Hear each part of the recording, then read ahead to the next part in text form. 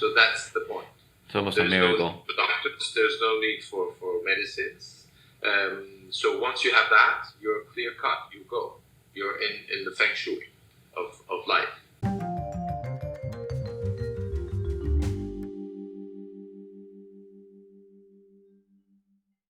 Fuck you too.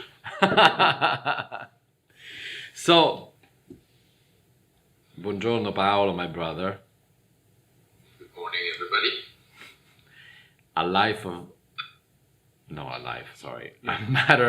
I'm emotional a little bit because, I know you so well that it's weird, one, to speak in English, two, that you are like the doctor. So for me, it's like, I'm talking something that is not design. But in a way, we can find similarities. We will go into there. So maybe because of this, I have anxiety because of this virus that we're in. So the virus that we're in, it's kind of not very helpful right now. So inside of me, I have quite a bit of anxiety. So the idea of having you here and to talk together is because you, of course, know what I do and I know what you do. And it's two things, I do design and you're a doctor, anesthesiologist, and you are experimenting as well with one of your main, where you're an expert in ozone therapy. You're experimenting that to cure or to ease up the situation of the people that have COVID-19. And it was interesting to see what we can talk about in terms of how you think like a space should be organized in the new way of seeing this, because this virus is now this virus, but probably other viruses are going to appear. So how you think that we can cohabit with this? With the virus, you mean? Yeah. Well, it's interesting because I believe that this virus is not negative at all. Oh, because interesting. It brought a lot of people to think and maybe redesign their way of life. And I think it's going to make a very big change in what's going to become the common spaces, and spaces where you work and where you gather together, and it is going to make a big difference, I guess. And I hope. So there's going to be a complete transposition of work in terms of maybe remote work or smart working, and therefore there you go. Spaces are going to change a lot, and offices are going to mutate and probably disappear in the terms that we have till now, or in terms of big aggregation. I think that one of the things from my point of view, from the medical point of view, would be that architectural design should maybe understand that it is a priority to give a healthy space. And a healthy space is a space that has air that, for example, is changed every 20 minutes. Circulation. Circulation of air circulation. Dimensions that are becoming smaller and smaller. And Hong Kong, probably China or Hong Kong more than anywhere else, is the expression of this exasperation of this extreme approach of small spaces. And that is something that the virus obviously loves, because you can just hop from one host to the other. Yeah. And the other thing is, I think most of all, and this is a bit probably a deeper thought, is that we are more exposed to viruses because we are weaker. So it is not a matter of, because it's not a matter of understanding or creating distances and protections, but it would be more of consolidating your capacity to withstand the infection of the virus. because the virus is going to get you anyway. Oh my God. Wait, let's go back. What do you mean by the statement that you just said? So, express that better.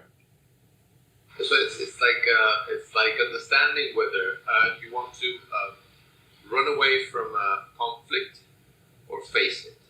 So you're saying we have to face this thing without running away. So without, yes, this is very important, of course, to protect yourself. But then I want to understand deeper this thing. It's interesting because you were saying, actually, you nailed the point of, space that has to be, bigger, and the air circulation, which is fundamental. When I'm in a taxi, I go, yes, even if I have the mask, I open the windows to have the circulation of air. When I go home, I take the ferry. I always go outside because normally, it's like a feng shui thing almost. That it's a given fact that if you have air, the virus is more difficulty. Now, you were saying this thing of confronting the virus is very interesting. How? With fear, without fear, maybe already? We can talk about that. maybe a psychological point of view or a psychological component could be there, and actually is there. And but what I was thinking while I was speaking, what I was saying, while expressing what I was saying, is that spaces, air circulation, and what kind of spaces. You talked about feng shui. Feng shui, I'm not an expert in feng shui, but for little as much as I know is that it sort of collects energy in a way for which it then brings you positivity, or it brings you it enhances your spirit or your being. Now that is the modern expression, or the modern version, linked or sort of consequential to the virus presence, could be something that shields you from any influence or any interaction with your body that is going to weaken you. Because what happens is this. Now, it is quite interesting, the fact that big pandemics have come in sequence on human beings, like 1918, the Spanish, then 1968, the big Hong Kong flu. Hong Kong flu, exactly. And now again in 2020. These are moments in which human beings had developed something that had deeply the need of change. Shook what was the equilibrium or the balance of human nature. Now, this thing is something that is going to come in and is going to alter and sort of poison. I mean, maybe this is a strong expression to say poison, but it has altered the stability of the cells of each person. And now this thing has a need for adaptation, and spaces could protect people from that. I mean, we are continuously and constantly bombarded and hit by radiations, by electromagnetical influences, and in a space or in a place where you could be, if it is well protected, that is a moment in which there, at least your body has the chance to regain its balance. That otherwise is constantly hit, and therefore you become confused, and then you become ignorant, and that's where the virus comes in.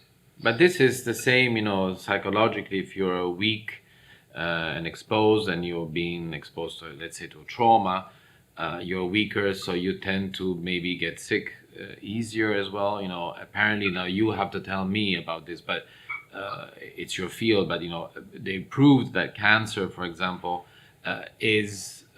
finds its way in people as well that have traumas or that are weak in a way. And every time, if you have a lung or liver or intestine cancer, not 100% of the cases, but sometimes it is because they concentrate on that particular part of the body and the weakness too. No. Right. Well, yeah. This is more this is more a connection between the peripheral to the central and the central to the periphery. Now, you're talking about something that comes from your mind and goes into your body. Yeah. And there are other things that come from your body and go into your mind, or in the middle there is your organs, right? Or your body.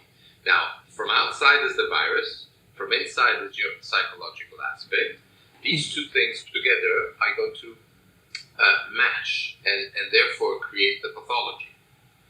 So this is what you're saying. Did I get? Yeah. But I'm actually connecting to the fact that, if you are protected with a shield, so this means you have to be healthy, positive, as you were saying. And in medical terms, how would you use that? Like, boosting your immune system, for example, it comes from here. So it comes from the inside. So this is why I was saying, the cancer and the pathology tied to that, it always comes from here. One, to protect yourself inside, and one to protect yourself outside. But I want to know, like, in terms of medical terms, how would you explain that? Because for now, it seems almost like, if people hear us talking about this, they might say, oh, look at these two, they're talking about, spiritual things into the medical and design thing. But I think there is like proofs, because I know you and the approach you have, which is, very broad. When you treat a patient, for example, no, you don't treat a patient just because he has that pathology, but you see the wholeness of him, her. Well, yeah, the concept I take is mine. I was focusing more on the spaces around you, so that's why I was saying that you have to protect yourself and you have to shield, and so therefore any kind of structure I would implement or create to save people's health would be by shielding or to create or reducing all the influences that come from outside. Oh, of course. Magnetical, smog. The famous 5G and everything. That's very important though, because that poisons our cells very much. On the other hand, what we can do as physicians or as health cares is by giving the person or the actual basic element of each person, which are the cells, all the structural and all the components to work its best. So if the cell works and has all the facilities, all the little bits and pieces, and all the elements to work in the best way, that is one or the biggest step you could probably take in order to have it function in the best way, because cells are built, we are built in millions of years to withstand any infection, to withstand any disease. So that is something that we can do if we are well built, if we are in balance. So if you have that kind of state of being, you're going to face anything in the best way. I mean, you see some patients, these COVID patients that have been infected by viruses. I've seen that, for example, a father and a son that had the same infection and were there together experiencing the infection reacted in a completely different way, probably because of genes, but even though they're related, and therefore it's less of a possibility of a great difference in expression due to their genetical background. It's more because they were more or less balanced. And but what was the difference? The difference was that the father is alive and the son died, which is probably very weird and very opposite to what one would think. Instead, I believe that the reaction of the young man was extremely altered. It was extremely unbalanced, and therefore that's what happened. And the father instead was more moderate in the reaction, and probably that helped a lot. Do you think there is a mental thing? Well, there's a lot of it. I mean, I would give a little bit to every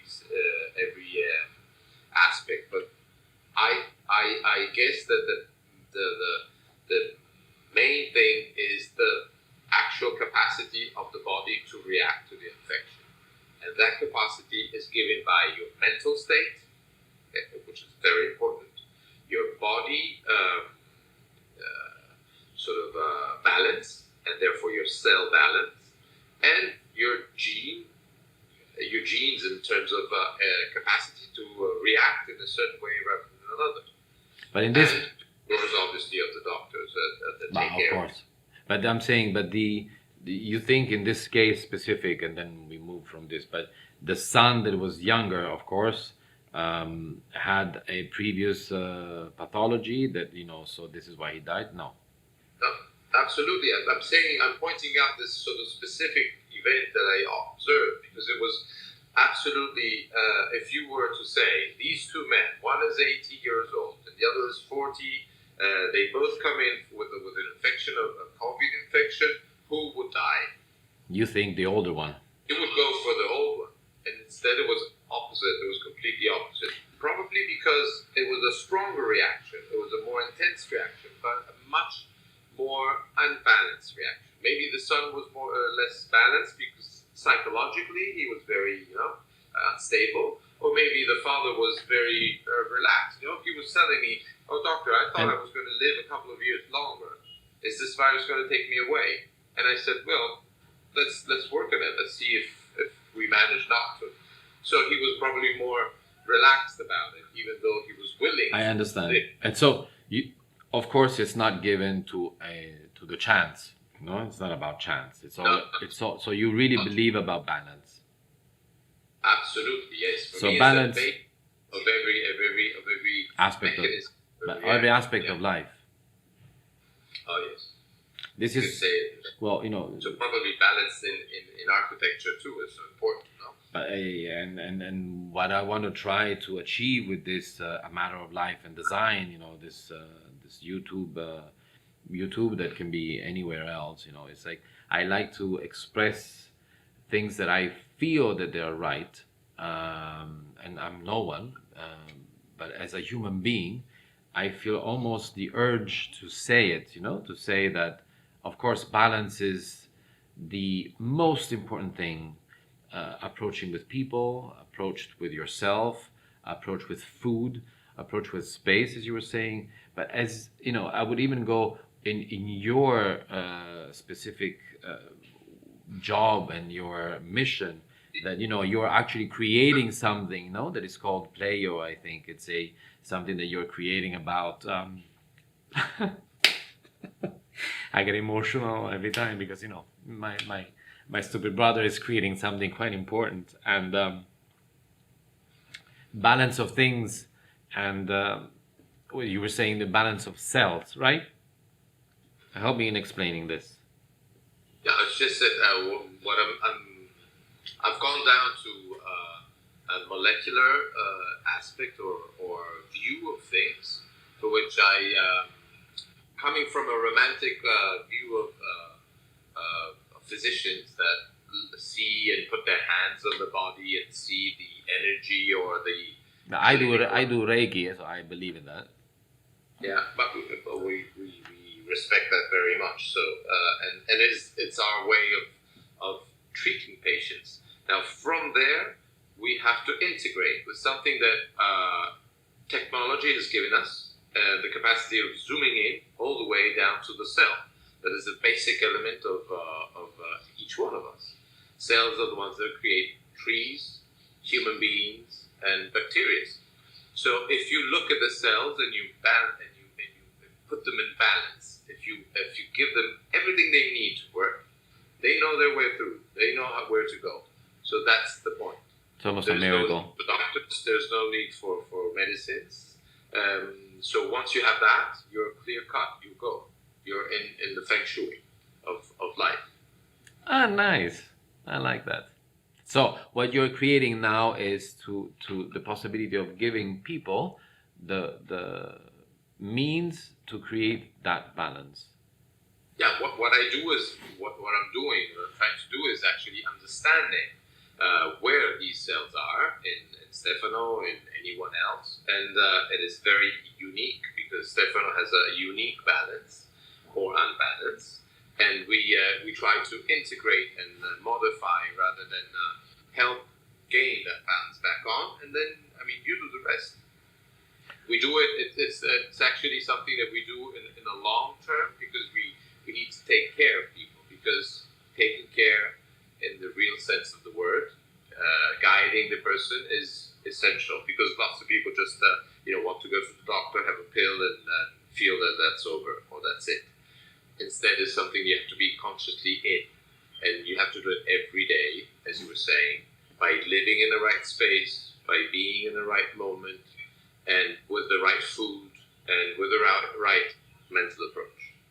Ma infatti Pleio is, it says, It's a molecular path. What? yeah. Takes care. What? Yeah. But the definition is Pleio, and then what does it say? We scientifically love you. Exactly. So this is what Pleo does is actually a scientific way of taking care of you. Yeah. So it's starting, and I like your approach that, of course I know that is, you're saying a romantic beginning, because it is about love, no? And I always go back there. That is about love what you do as a doctor, love what you do as finding balance into cells, which is extremely important. Just, parenthesis, if you think that a pregnant person, a woman that has this miracle going inside of her, and cells know what they're doing, and they're building things that, a baby comes out after 9 months with fingers and nails and eyelashes. It's, for me, it's like the weirdest and amazing. It's a miracle. It's a miracle. So I think, it's not a miracle because it's nature, and nature is a miracle, and and we can do this back and forth. So going by balance, I do believe, going back to the space, tied to the cells, airflow, I think it should be a normal thing that we don't think anymore.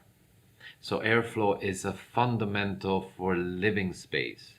And sometimes, as you were saying, Hong Kong has 5 bedrooms, 5 rooms, 5 small closed spaces, just because they have to live in it, but it's not life anymore. So it would be better to live all in the same space with all windows open, paradoxically, it would be better instead of having their own space.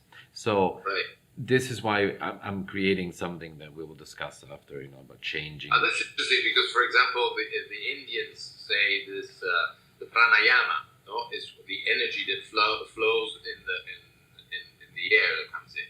So if you have a space where the air is still, then that's a dead space.